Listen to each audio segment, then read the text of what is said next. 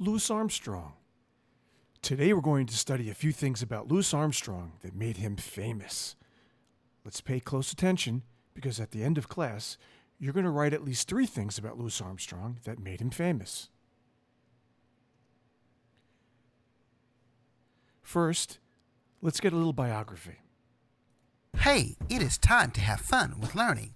And today we are learning about a man who is known as a talented musician named Louis Armstrong. When I start my day, I love listening to music. So when it comes to musicians, they are my favorite. Louis Armstrong was a famous trumpeter, band leader, singer, soloist, film star, and comedian. Louis Armstrong was born on August 4th, 1901 in New Orleans, Louisiana. Armstrong had a tough childhood after being abandoned by his father and his mother not being around, leaving him with his grandmother. After getting into trouble, Armstrong was sent to a home for boys where he would soon learn how to play music and fell in love from there. Armstrong would later leave New Orleans to play music with King Oliver, the Fletcher Henderson Orchestra, and other top bands.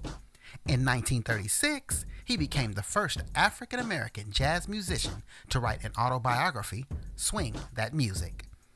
Also in 1936, Armstrong became the first African-American featured in a major Hollywood movie with Pennies from Heaven starring Bing Crosby.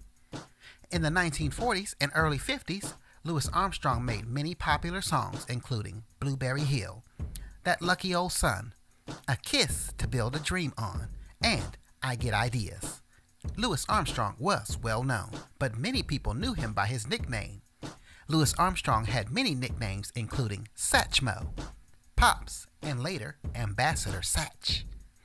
Louis Armstrong performed all over the world in the 1950s and 60s, including throughout Europe, Africa, and Asia.